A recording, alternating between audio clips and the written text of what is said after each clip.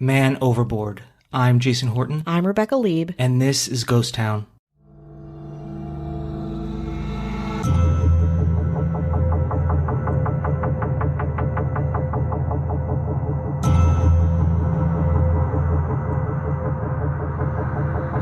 Well, a dream honeymoon turns into a nightmare for a new couple and their families. It's now been 10 years since George Smith vanished during his honeymoon cruise. His family has never given up hope of discovering the truth, but a new development has put their quest for justice in jeopardy. There's a lot of mythology around cruise ship disasters, and as a cruise ship kid to a couple of type A lawyers, I've heard a lot of them. That's why when I come upon a real live cruise ship disaster, one that is personal, violent, and unsolved, it hits pretty hard. This one is going to be a lot. Today we're talking about the disappearance of George Smith on the Royal Caribbean cruise liner, the Brilliance of the Seas.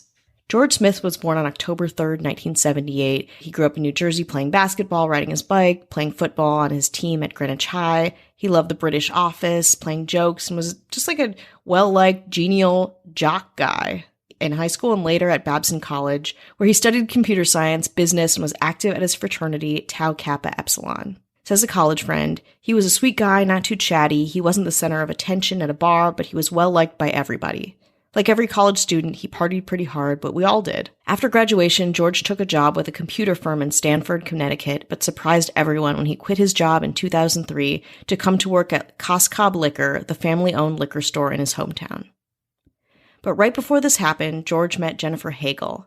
He and some friends rented a summer house in Newport, Rhode Island, and when his shower broke down, he began using the bathroom of an upstairs apartment where Jennifer's brother, Johnny, lived.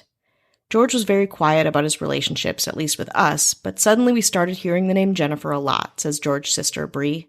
My brother was a serial monogamist, but he and Jennifer seemed to get quite serious quite fast. Jennifer grew up in the nearby town of Cromwell, where her father ran a construction business and her mom worked in real estate. When they met, Jennifer was working towards a master's degree at Roger Williams University. Like his sisters called, the two got engaged and were married on June 25, 2005, at a waterside inn in Newport. They danced their first dance to Van Morrison's Into the Mystic. The next day, running late for a limo that would take them home and then to the airport, the newlyweds hurried off to their honeymoon, a 2-week Mediterranean cruise. They flew to Barcelona on June 29th and boarded the Brilliance of the Seas, one of the largest of Royal Caribbean's 19 ships. The ship is manned by about 850 Royal Caribbean employees and can house as many as 2,500 guests. It has everything: pool, entertainment, casino, a spa, a full-service medical facility staffed by doctors and nurses, everything. The Smiths unpacked their things in the stateroom of 9062.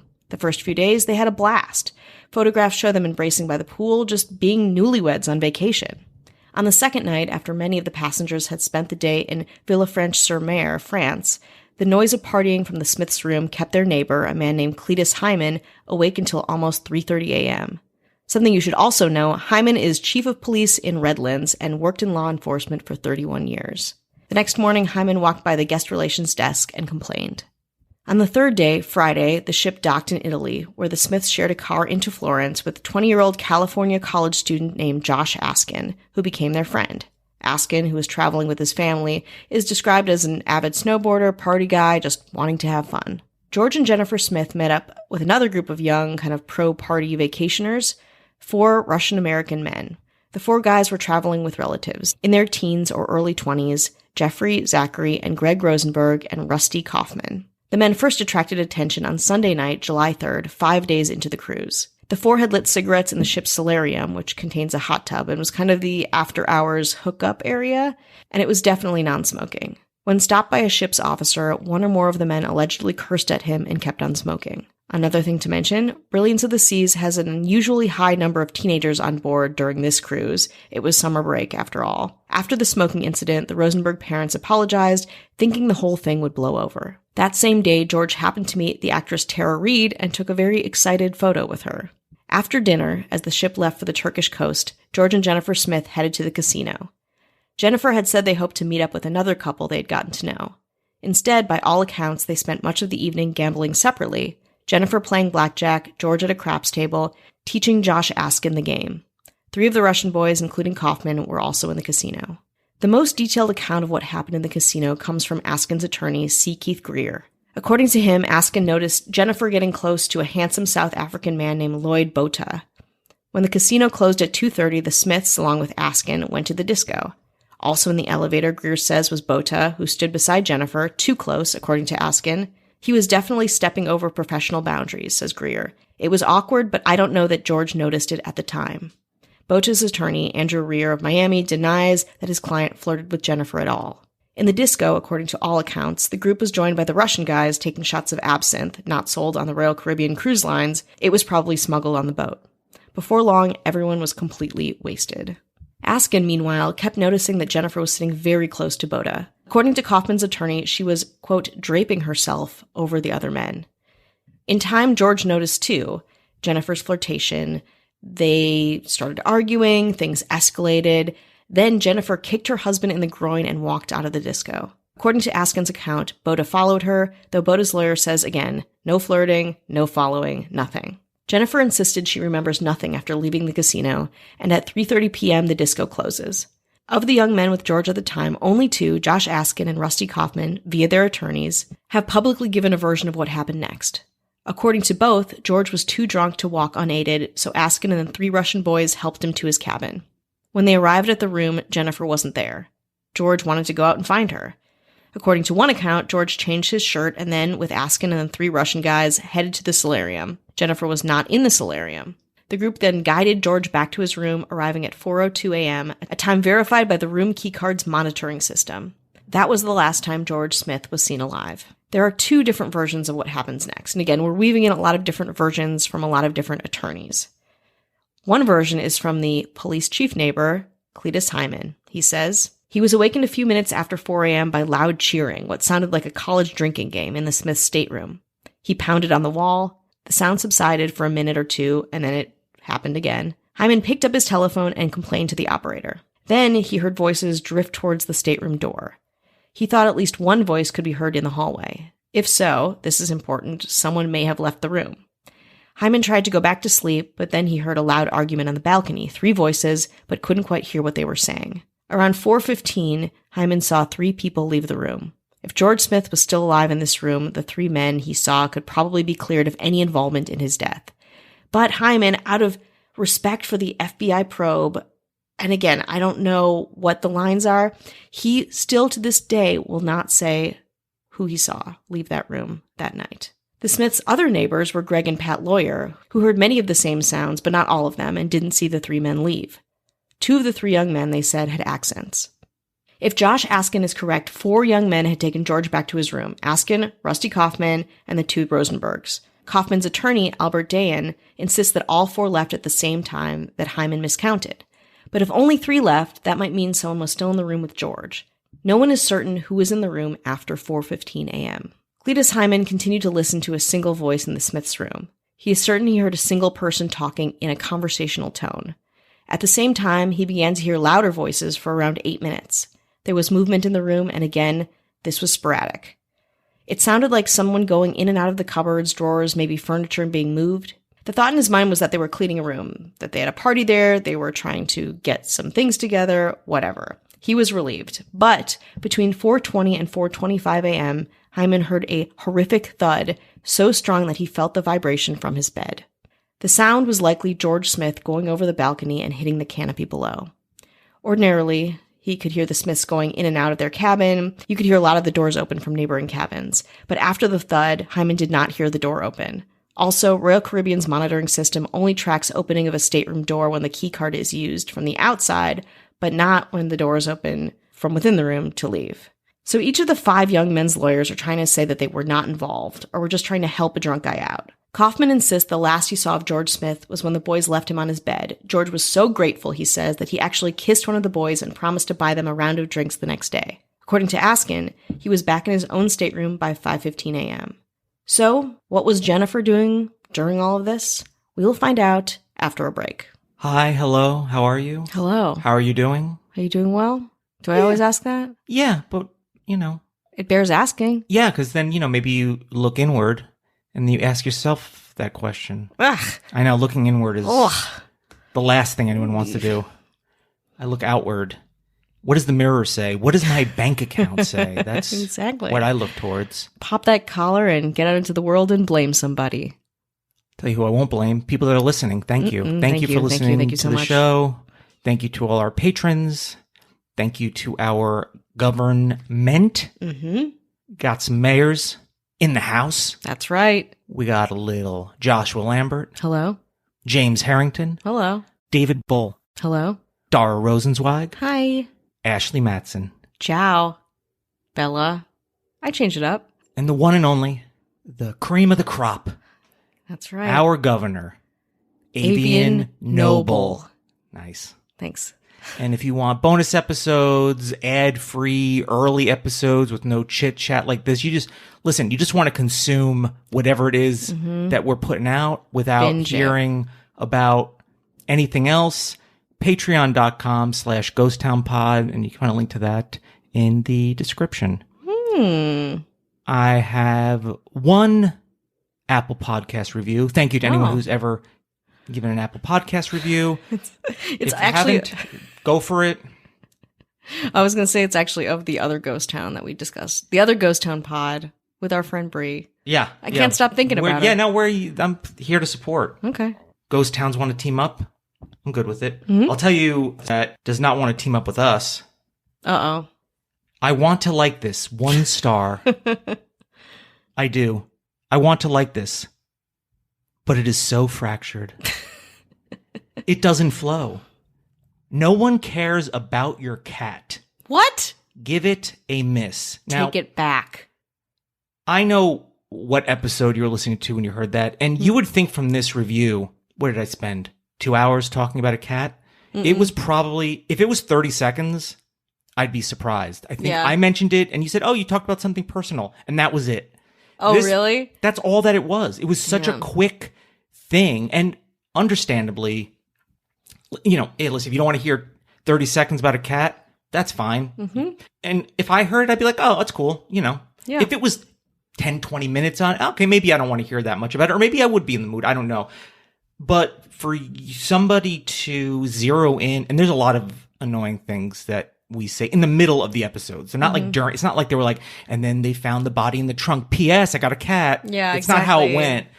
To zero in on that, either you don't like cats or you're really just looking for something to be upset about. And I know they say don't take it personally, but screw it. I'm going to take it personally. Have I ever taken anything personally on here? Almost never. But to zero in, and the fact is, both these cats almost died. Yeah, I know. It's been a horrible. To you. It is personal, and I'm going to talk about it for more than 30 seconds. They both got this. We had them for 2 days. They got this Khaleesi virus, and it's the last couple of weeks has been trying to syringe feed cats. They're better now. Things are good. So T. Craig Henry is probably stoked over it. But to zero in on that for talking about something for 30 seconds, it's like kind of like, really? That's where you're going with it. Harsh. It's a little bit much, but I get listen, you don't want to hear about things, you don't want to hear them. I get that. But to reference that one thing that was so short and I believe non-egregious says more about you than it does about me. Yeah. If they're thinking of the episode that you were thinking of, very small, a lot of meat to it. But I keep thinking when people complain that they're listening to older episodes where No, this is recent. I really get into it. This is a more recent episode, last couple of episodes. Yeah, I don't know why I was kind of like, really? Yeah, well, you've just been through a lot of trauma with your cats. And that's not anyone else's problem. That's not their problem. And, if you don't want to hear anything about cats, but it's so short, and to zero in on that, we've talked longer about other things that is more egregious. Yeah, absolutely. But listen, you have the right to your opinion. There's a bad history with cats. I don't know. I get it. Yeah, you don't like cats. Yeah. It's like when you go in and for an audition or something and it's like you look like the casting person's ex. Yeah. You're never going to get that. Yeah. Doesn't matter how great you are. Even me? Even you. I also did get a Instagram message. And I wouldn't bring it up if it wasn't, it's lengthy. I'm not going to read the whole thing, but I think it's important to just acknowledge somebody took the time to listen to an episode that just came out. And I don't want to, in case this person's their identity, I'm say Sarah is her name. And I'm going to paraphrase because it is a lot. Damn. It is a lot. Whoa. I mean, you can't see this, but Jason is scrolling through his phone like 3 giant scrolls and it's still not over. And that's not to say that what this person is writing is wrong or uninteresting. I think just an enthusiastic person that has, isn't, somewhat of an authority on the subject. And I appreciated it. And I think I'm just going to bring it up because they took the time to do it and listen to the episode. But it was about the episode on Quine Barge, but apparently maybe it's pronounced something different according to Sarah. But it's the episode about the camp. Oh. And, we did that episode. Yes. It was just as it came out. There was like 1 or 2 articles and it was all based on that. And I think her point of view is that we agree. I mean, I think essentially we agreed. Mm-hmm. I think maybe was a tell on maybe how other camps are dealing with the current situation, pandemic and such. And wanted to kind of bring up like, hey, I agree with you on this camp and the way they handled things and that. But it is tough to run a camp. I work at a camp, and you prize pride in her, her work, and knows what she's talking about. And really in the episode, I mean, I think we're both pretty good on like making it an isolated thing. Yeah, I even talked about. I was like, listen, that camp was around 85 years. For 85 years, it wasn't screwing people over. I get that. It's just. You took money for something, you weren't forthcoming, you let people hang out to dry, and the powers that be come out relatively unscathed, at least somewhat publicly, or have to deal with the brunt of it. And that goes for any kind of business where somebody's the front-facing person, whether you talk to someone on the phone or customer service, and how difficult it is to run a camp. And totally get it. Wasn't a slight on any other camp, but when places take money for something and knowing that they can't follow through and aren't forthcoming, I don't like it. Yeah. And I don't care who it is or what it is. And not everyone's to blame, and it's not intentional. And I'm sure the camp was like, ooh, let's set out to like make a few bucks. Yeah. So I haven't read this, admittedly. I think it was to talk about it like, it's not easy to just go to Costco and get food for all those people. And absolutely. I was on a smaller scale. I worked at a pizza place, and we ran out of things. You'd have to go to someplace very close, and it makes it's difficult to buy that much bulk. Yeah. Whether it's 2 liters of Diet Pepsi or napkins, and it kind of messes with your price point and all that kind of stuff. But if you've sold 2 liters of Diet Pepsi, and you took the money for the Diet Pepsi, somebody's got to take a hit. Agreed. And I get that it's easier said than done, but when you've taken the money, and also I believe that, there's, hopefully there's contingency plans, but this is, Sarah knows better. She probably has a lot of information on how these things work, and it's all easier. We're sitting here. It's easier said than done. I think the basics of it is that took money. Yeah. Knowingly. Yeah. Didn't, hopefully it's like how Ponzi schemes work. Not, this is not a Ponzi scheme, but it's like you're taking the money and you're like, oh, this will all work out. Yeah. And then it becomes a Ponzi scheme. Exactly. You have to, bottom line, you took money to house, feed, entertain kids. In a safe environment. Yes. You have to deliver that. Yeah. And this didn't. For this moment in time, it did not do that. And it's, she was talking about how hard staffing is, and totally get that. Yeah. That's a very difficult thing, understandable, but that's not the problem. It's not the burden of the parent or the kid. It's the burden of the people running the camp. And it's really the burden of the people that are in charge, or the one that's taking the maximum amount of benefit from it, whether, financial or whatever it is. And I'm sure nobody wants this to happen. It's not like they look for it to happen. It's like, oh, let's have a camp for 85 years. We can screw them over 1 year.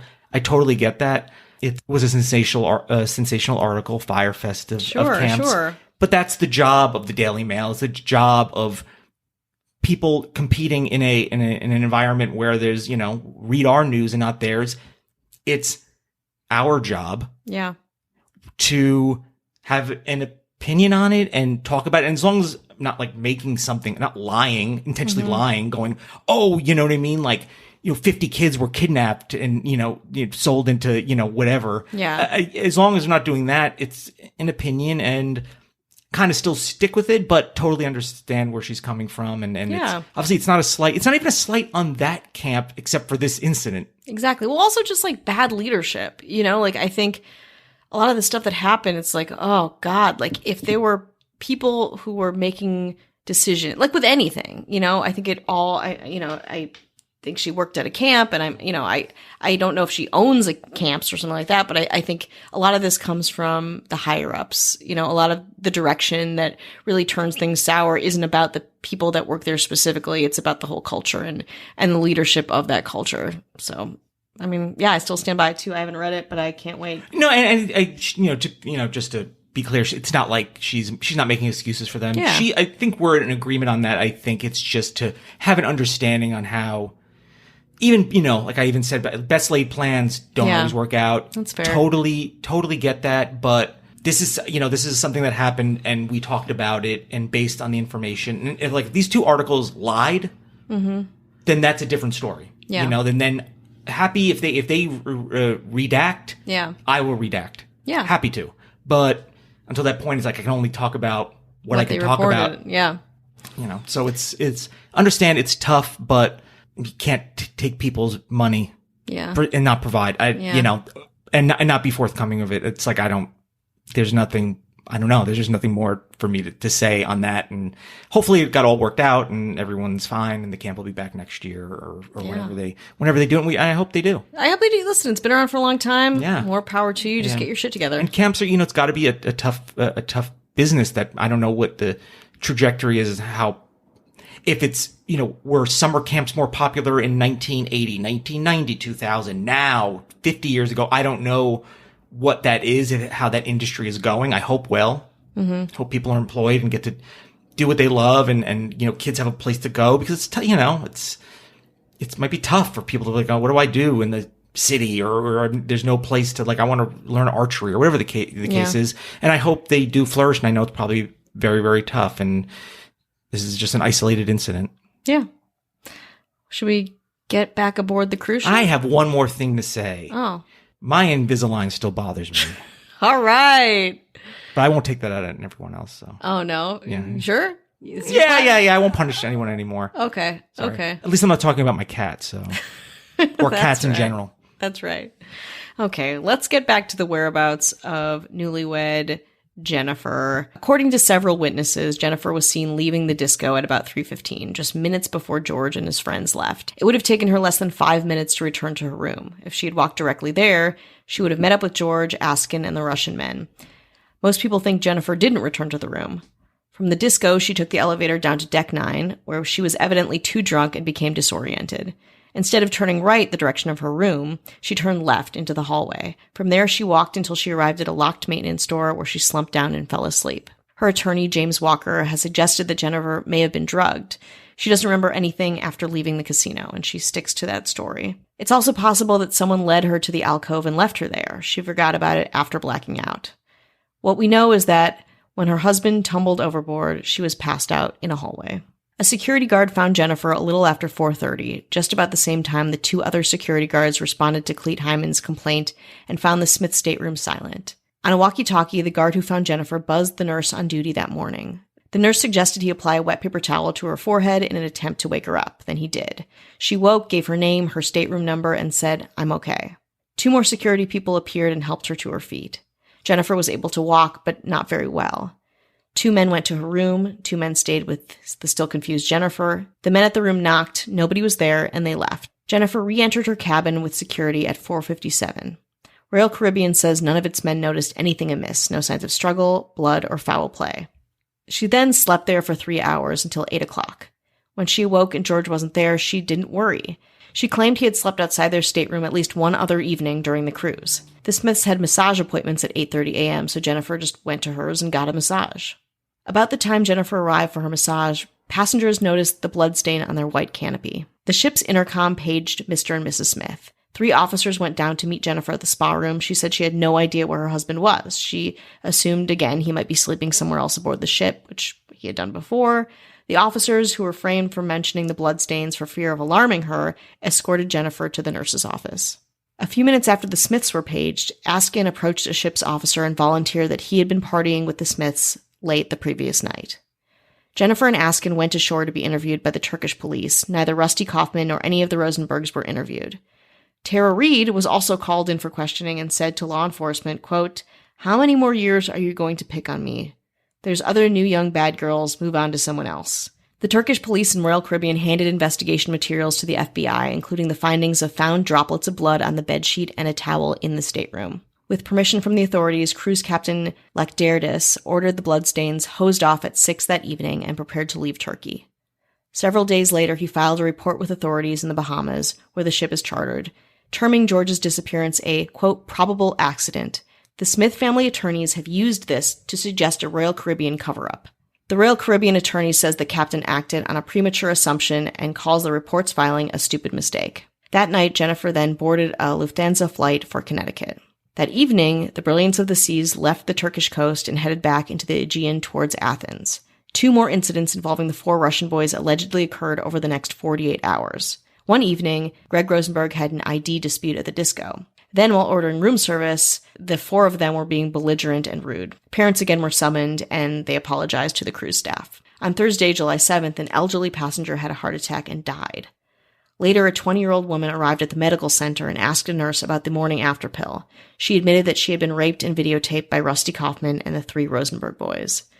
Rusty Kaufman's attorney claims the sex was consensual and that Askin was also there. News of George Smith's disappearance spread, and on June 29, 2006, it was announced that Royal Caribbean International agreed to pay compensation to Smith's estate.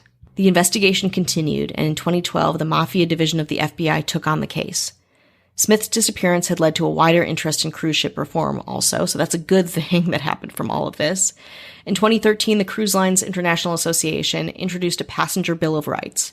The same year, Smith's parents backed a bill called the Cruise Ship Passenger Protection Act. The bill would allow for greater transparency when crimes are committed on cruise ships and more federal government protection of passenger rights. Jennifer remarried in 2009 and was criticized particularly by Smith's family for her conduct on the night of his disappearance. She believes it was an accident caused by her late husband's intoxication, though some think it was the mob, a robbery gone bad, or a drunken mistake. As soon as you said cruise ship, I knew this was, and I don't want to, I don't want to besmirch another service industry, but I just, I've been on a cruise ship once, and a lot of things can go wrong. Reminds me of an episode of Case File about the disappearance of Amy Lynn Bradley, and it was a cruise ship, and there's just so many things happening, and I don't know what the statistics of people falling overboard are, but they're high enough. Yeah, it's definitely. not once every 30 years. It's high enough, and that's what Occam's razor would suggest. Yeah, absolutely. Because of, you're on essentially a moving thing that even, that's, you're moving with something that's moving. Yeah. And it's, you get on one of those things and it's like, oh, this is pretty, you get to get your sea legs and such. And the alcohol is endless. Yeah, absolutely. I mean, it's, they want to get you drunk. They want you to party. Because, you spend money. Yeah. You might be all inclusive, but that's not alcohol. Yeah. You get like a wristband, you scan the thing in. I saw a woman absolutely freak out when she got her bill the one time. I mean, it was pages and pages. It must have been thousands and thousands of that. I don't think she realized either that it wasn't inclusive, or I feel like maybe when you're on some of these cruise ships, you feel like you're in this, your own little world where just rules are nothing. Yeah. Life outside of it is nothing. And all you have is what's there, and you just do whatever. And I'm sure that's, they want to make money, and that's very fair to them. It's an expensive. Like maritime law. Also, it's just like the people that are enforcing rules on a cruise ship. And I think we both have known a bunch of people. We've worked with some Second City performers who've been on cruise ships many a time. There's like codes for when people die, when you say on the loudspeaker, or like different emergencies. You're in a place where it's like the enforcement is such where their main priority is not really, it's your health and safety, but mostly it's for you to have a good time, for you to party. And not disturb other passengers. Yeah. So if things go wrong, it's like you're in the middle of a sea, you've got doctors that, it's, maybe they're not as qualified as land-born doctors a lot of the time. Like you're just not sure. Like you don't know what the quality control is on that. They're there to make you happy. They're an entertainment mechanism. And maybe you get, people together, a certain set of friends that, I don't know about these dudes. I know their lawyers say they never did anything wrong in their life. Might be possible that maybe they did once. I don't know, at the very least. But you get together and you think like it's like Las Vegas, or there's no rules. You can do whatever you want. And when you put all those things together, anyone you come across is like, oh, are they part of it? Are they a part of it? And many things can happen. And it sounds like they're on their honeymoon, right? Yeah. I mean, I've never heard a story, not on television or movie, where somebody kicks their new husband in the groin. Balls, I mean, it's a very, not to say that he didn't deserve it. I don't know what the situation was. I'll assume even he did deserve it, but it's like, that's a really odd way to react to on a honeymoon. Yeah. And he already slept outside once. I mean, what's going, do they have it didn't sound like and I could be totally wrong. Maybe they didn't have a great relationship, or does that, or people just getting kicked in the groin nonstop on honeymoons? If that's the case, I'm sorry. No, it's true. And I think a lot of the information I got was from this Vanity Fair article, which is really wonderful and comprehensive and well researched. And they talked about these young men who were, 18 to 22, maybe having ties to the mob, lawyering up right away, that their identities weren't put out there as willingly as some of the other people's were, and how they were very well connected. And the idea of, maybe a couple who like loved to party, maybe tumultuous relationship, not much older than these guys, like mid-20s. And just, the whole thing snowballing and getting in with a violent crowd, maybe like doing drugs. Again, I'm making leaps in this when I think about partying, but when I think about the conduct that was reported and verified, it certainly is above and beyond my party level, as it would be on a cruise ship. And probably the average party level. Yeah. Because then people would just be falling over nonstop, I suppose. Exactly. They'd be, but again, I think that when you get in with people and, if they're capable of, abusing people, of rape, like, it's hard to know what else is in that, orbit of bad deeds. And even if it's none of those things and it's just he fell over and it was just, oops, I slipped, everything was fine. But it sounds like it was a very terse time. And I mean, she got married. Well, I mean, she got into a relationship, developed a relationship, and got married within 3 years. Yeah. And listen, who's to say? Maybe that's exactly the right time. But I'd be really curious. These are the things I was like, I would love to hear from 3 different people from each of their past to be like, what were they like together? What is she like? What is he like? And not that indicates anything. Nothing means anything, but it'd be interesting to hear. Yeah. Because it sounds like maybe it wasn't a great relationship. I mean, I don't know. I'm sure there's a lot of working theories. Yeah. But it sounds like it was not I don't know. It just sounds like they went into this in a way that wasn't conducive for a fun, safe environment. And that's even before this happened. Yeah. Yeah. And I think also what I've researched, George Smith's family wants nothing to do with her. I think in a lot of cases, you bond when there's a tragedy and the family kind of takes in the widower, widowee, and they become a part of the family. I think this is the opposite. This is fractured. I think they really blame her for a lot of what happened. And it's really tragic and horrible. Also, she said like, hey, he wasn't there. Hey, maybe he went and did something else. Maybe he went to the pool, got a drink, got some breakfast. Maybe they had a rough night the night before. I feel like that there might be something like, I don't know if there's text messages. This is 2006. I mean, it's maybe. Maybe they have cell phone. Maybe they don't. I don't know. But I wonder if, she was like, I don't know. I don't know if that response is the response of someone who's like, maybe they slept out. Yeah, they're gone. I don't know. I'm just going to go get my massage. Yeah. He slept outside on the floor before, right? Isn't he slept outside the room once? He slept outside the room, but I don't know if that's on the floor, in someone else's room. That is really red flagging to me. On the honeymoon. On your honeymoon, who sleeps outside of their room? And where would you sleep, too? That's what I assumed that he passed out in front of the door and the, whatever. Which might have been the case. If you're partying, but also if you're a couple in international waters with a bunch of strangers, you would stick together. I don't care how hard you're partying. Yeah. You would probably stick together. You have to be there for each other. And I don't think should really be disputed. Yeah. I mean, I guess, I don't know how independent you want to be on the thing, but it's you got to look out for each other because, it's I don't know, there's a lot of people and a lot of stuff going on. And, you know, I don't know, it's all the movie Taken. I don't know. It sounds like a lot of it's always the movie Taken. And not to say it's always like that, but things happen on cruise ships. They're like all the time. All the time. I mean, that's just you'd be hard pressed to find a stretch of time where that doesn't happen. Yeah, absolutely. And I just very curious the fact that she got married. Like she was just, I mean, must have just got out of the thing. She's like, well, time for, I don't know, the next cruise or something like that. And maybe the person she married was like, nah, I don't know. Why don't we just go to Atlantic City or something like that? I mean, as someone who's been on many cruises and come out alive, I will say maybe not the best idea for this couple, clearly. What a buzzkill. God, I don't want to end it on that.